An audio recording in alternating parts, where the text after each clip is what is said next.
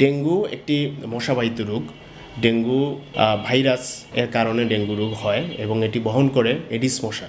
এই ডেঙ্গু রোগটা সাধারণ কোনো রোগ না। এটা খুব ডেঙ্গু রোগ হলে অবশ্যই আমাদের খুব সচেতন হতে হবে এবং সাথে সাথে চিকিৎসকের পরামর্শ নিতে হবে এবং কিছু প্রতিরোধকারী ব্যবস্থা নিতে হবে, কারণ ডেঙ্গুতে মানুষের মৃত্যু পর্যন্ত হতে পারে। ডেঙ্গু রোগের কিছু লক্ষণ আছে যেগুলো দেখে আমরা প্রাথমিকভাবে চিন্তা করতে পারি যে উনি ডেঙ্গুতে আক্রান্ত।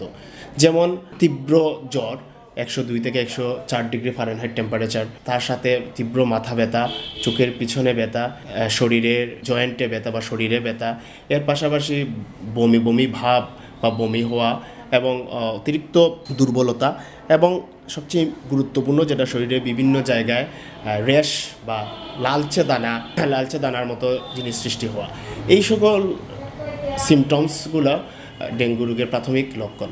তবে আমাদের কিছু ওয়ার্নিং সাইন বা ডেঙ্গু রোগের যে সতর্কতামূলক কিছু সাইন আছে, যেগুলা দেখা দিলে সাথে সাথে ডেঙ্গু রোগীকে দেরি না করে নিকটস্থ হাসপাতালে নিয়ে যেতে হবে অথবা চিকিৎসকের পরামর্শ নিতে হবে। এই সাইনগুলো কি?